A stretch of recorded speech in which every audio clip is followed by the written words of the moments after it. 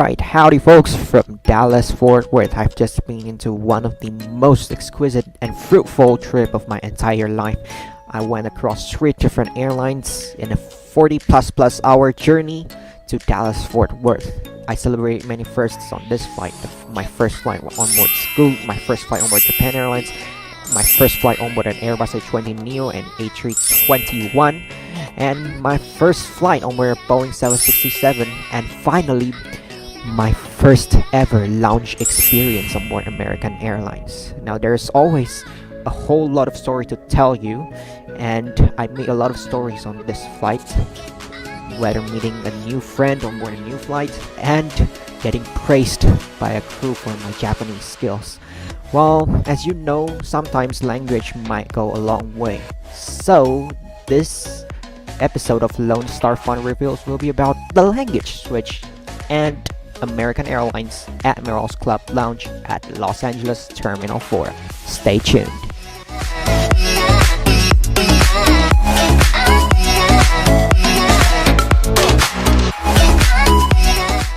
So as a background story, I first learned Japanese when I was in 6th grade or so, but then I didn't really learn a lot. I only relied on books and of course Duolingo. I started to seriously learn Japanese when I was in high school, and up until now I've already learned it for around 11 months or so. Almost 12 in fact.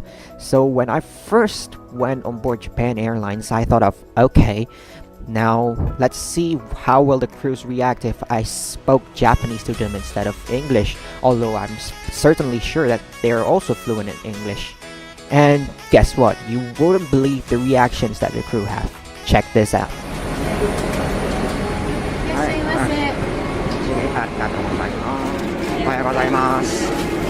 So from the first few moments on board Japan Airlines, I spoke full English, and right until the breakfast service hours, I started to switch from English to Japanese.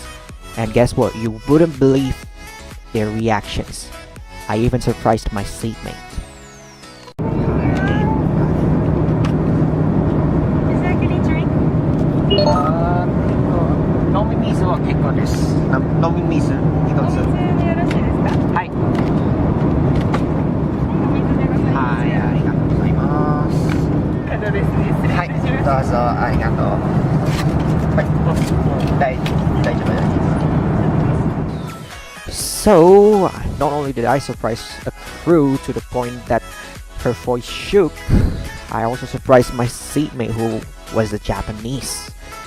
He turned from silent to asking where did I come from and what's my travel plan, and of course other questions with regards to Japan, and we had a very good talk for around 30 minutes all in Japanese. I'm using all of my N5 and N4 vocabulary skills, and we talked about Indonesia, Japan, and America as a whole. He was very surprised, and he even said "sugoi ne Nihongo wa," meaning that your Japanese was very good. But that's not all. I also ended up surprising a crew member when I was about to take pictures with some of the crews on that particular flight, herself included. So at first I used English to communicate my request, but then I switched to Japanese slowly but surely, and she ended up being so shocked that her voices trembled because of the shock, the sudden surprise that I presented to her. じゃあですよ。まだペラペラじゃない。いや、ペラペラじゃないやん。But then we were soon on our way, and we were able to take pictures together.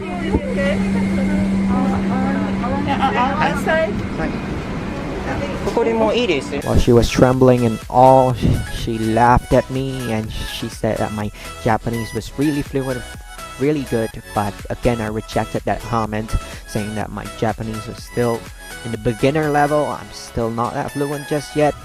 But then she again refuted my claim, saying that my Japanese was already so fluent, to which I rejected again, using the Kansai dialect. So I decided to tell you this story because I've never seen someone so shocked of my language skills, particularly Japanese, before I met that particular crew member. Well, I'm not saying that it's a bad thing. It's in fact very appreciative of her to be so shocked and awe. But my previous visit to Japan, the people there pretty much reacted normally and just treated me as if I were a Japanese local. But on the next flight to Los Angeles, however, I was unable to prank the crews because perhaps number one, my face looks too oriental, typical of Korean, Japanese, or Chinese. And number two, I spoke Japanese right in front of the door and I used 100% full Japanese here.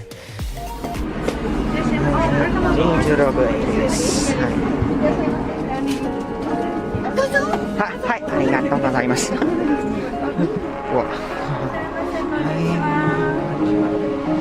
However, they did translate my requests to my family members.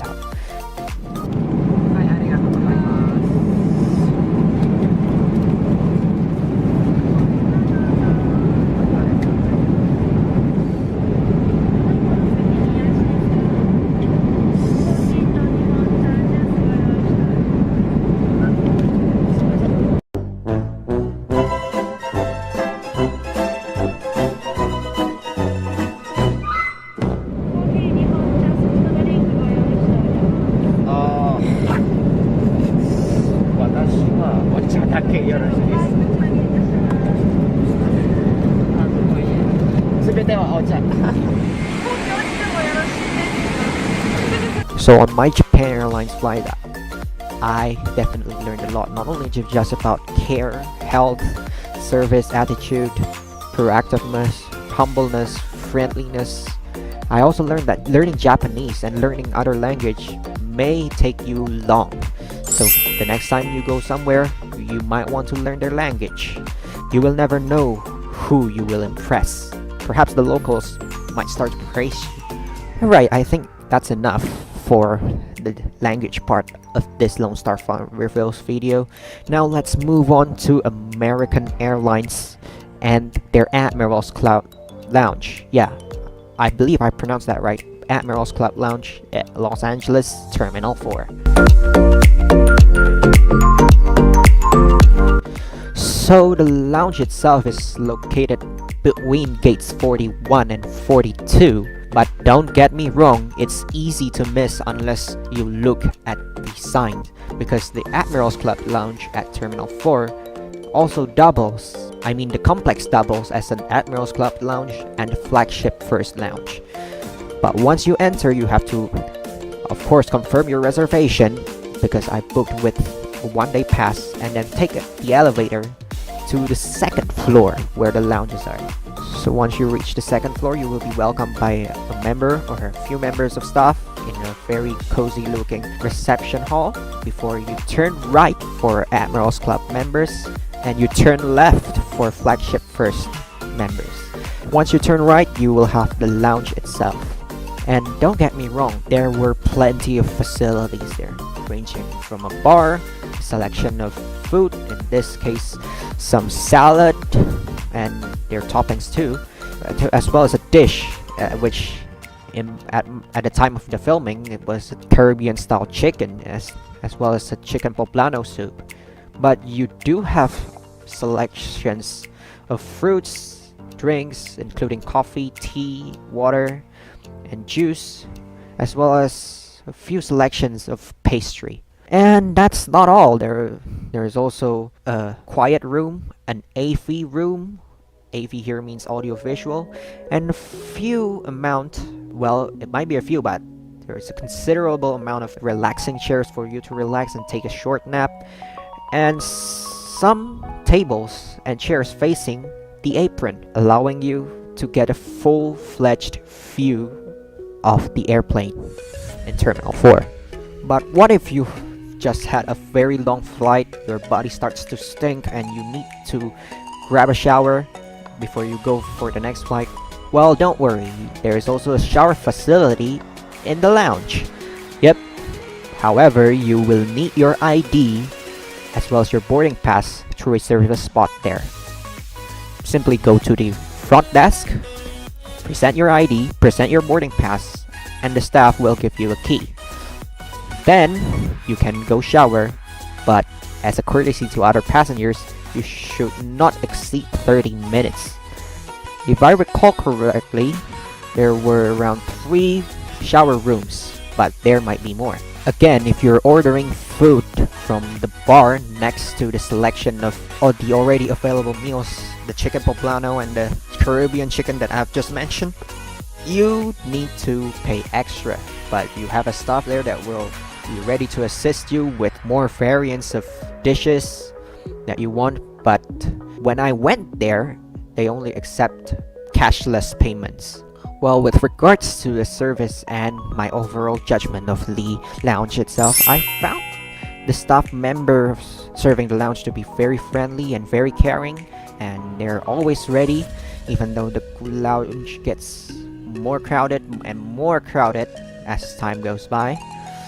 And I personally found the selections to be a tad limited, Latino, but I found their chicken poblano soup and their Caribbean chicken to be very, very delicious. It was in fact one of the most delicious chicken dishes that I've ever tasted in my entire life. Well, the facility of the lounge itself, I must say that each of the facility there is very comfortable and very clean. There was not a single dent or defect or any spot left uncleaned, and regular cleaning was done by the staff members there. Every around 50 to 30 minutes or so, there will always be staff walking around and start cleaning. That's pretty much appreciated for a lounge like this. Well, I kinda wished that I stayed longer, but unfortunately my flight was about to depart, so let's move on, and this concludes my lounge review here. Hopefully you'll find it very, very, very useful. But don't go just yet, I'm still not done. I still have a footage with regards to Changi's Mall in the Airport, aka the Jewel. Well, you can access this Jewel from Terminal 1 directly through an underground passage straight from the arrivals hall, or via a sky bridge that connects the Jewel to Terminal 2 and 3. Well, perhaps we are all here for one reason. Jewel is very well renowned for the circular waterfall and the light shows at night, and I get your point with regards to that. If you're lucky, you can't even see the waterfall besides the 2 sky trains leading from Terminal 1 to Terminal 3, which makes it a perfect combo for a good picture. So as a comparison, this is my first footage inside the Jewel from 2019, summer 2019 to be precise. At the time I was on a flight from Singapore to Hong Kong, proceeding to Seoul and then to Honolulu, and that was during my 2019 summer holidays before the pandemic struck.